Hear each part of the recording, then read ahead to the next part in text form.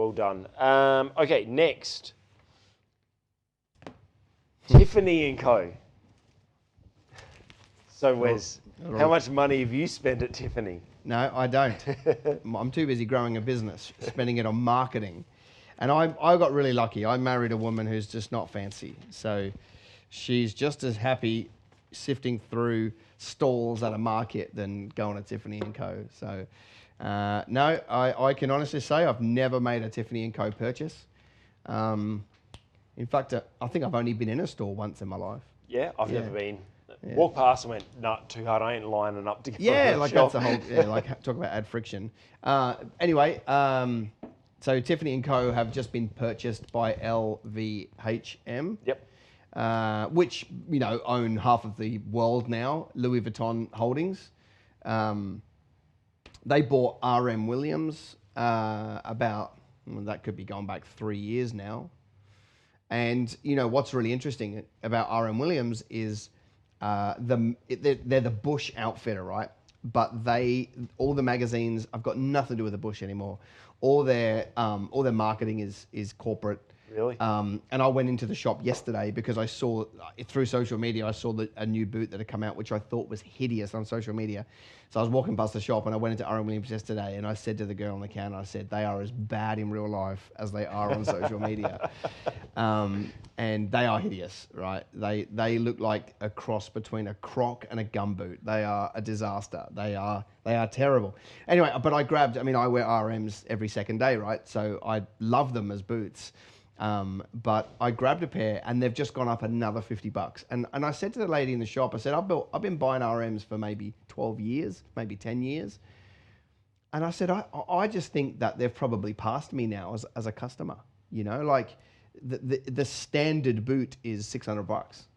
And I just said, I think, Louis Vuitton are just trying to get their money back. And she said, oh no, they got their money back a long time ago. And I just thought, it's typical of an elite European, doesn't understand the local market, acquisition. It'll be an interesting one to watch, but I think they'll do the same with Tiffany. They'll bring their Louis Vuitton culture to a business that maybe doesn't want that or wasn't built on that culture, and that could be the demise of the business. RM Williams lost a lot of its heritage when it sold out. And so I don't know what Tiffany Co stand for, but if they start, they were making no money anyway. So Louis Vuitton have paid $16.2 billion for a business that's losing money. I guess here's a thought bubble though, in terms of why you would do that. Because Louis Vuitton, maybe do a quick Google of what else is in their suite, but it's Gucci and Prada and Bally and Coach and I don't know, those big brands. Maybe not all of them, but it's some of those. But you can do a lot of cross promotion when you own Dom Perignon. So Champagne. I'm pretty sure they own Bulgari and I know they bought Gucci. I know they bought a lot of the watch brands as well. Who does? So they one thing that I heard about them was Tiffany was really struggling because of their marketing. They really struggled to come into the new age with digital marketing, and obviously LVMH was with all their brands. They've got a really on point digital marketing department, and that they reckon that's going to be part of their key to re-energizing Tiffany Co. And it just goes to emphasize for me that that Tiffany Co, a major brand like that, still important for them to get their digital right. So it's interesting that they've sold for such a high amount for something that wasn't making money, but they're bringing that in because they believe that they've got an asset which Tiffany Co doesn't, and then they're going to add their skill set to it and bring it around. Like, I do see that issue of, like you saying, that is it just going to become a Louis Vuitton culture, and is that a good thing? Is it a bad thing? It's a bad thing. I think because Louis Vuitton already exists. Yeah. So you've got, if you soak up a whole bunch of retailers and you make them nearly the same, then why didn't you just do that with your core brand? Because, Yeah. for example, just looking through here, Bulgari is one, Christian Dior, different drinks like Dom Perignon, Cloudy Bay. Who else would we know? Fendi, Givenchy, and Hublot, the watches.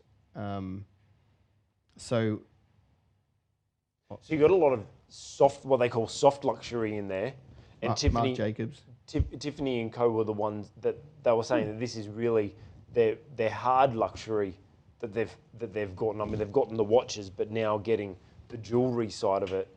Is that not a good play that they're now adding to the repertoire, or do you think it's a better play for Louis Vuitton to try to? No, I think their play is smart because, as I look through these, brands like Sephora, which is now a massive global makeup business. Yeah.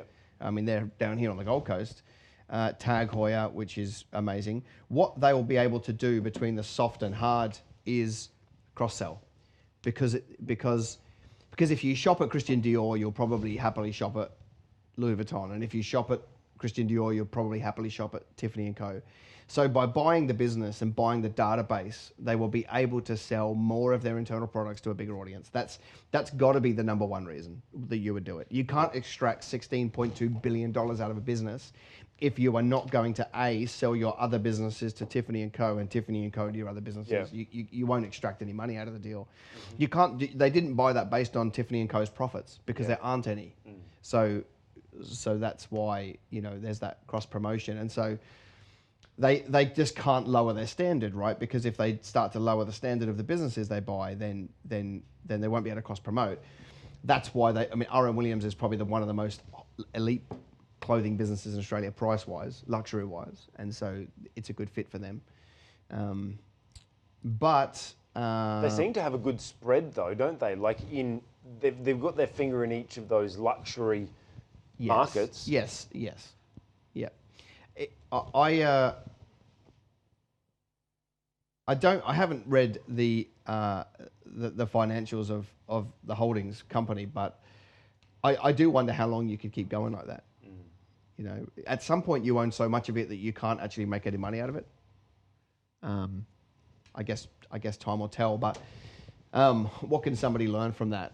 Well, I'm a big fan of acquisitions. As you know, we help a lot of our clients go and buy their competitors. Yeah. And we buy them for many reasons, not just the profit. Sometimes it's just the turnover. Sometimes it's the taking them out of the market. Yeah. Sometimes it's just to build more size for the sake of being able to buy more from a supplier at a better price. Sometimes it's just picking up economies of scale. So doing an acquisition is a smart move.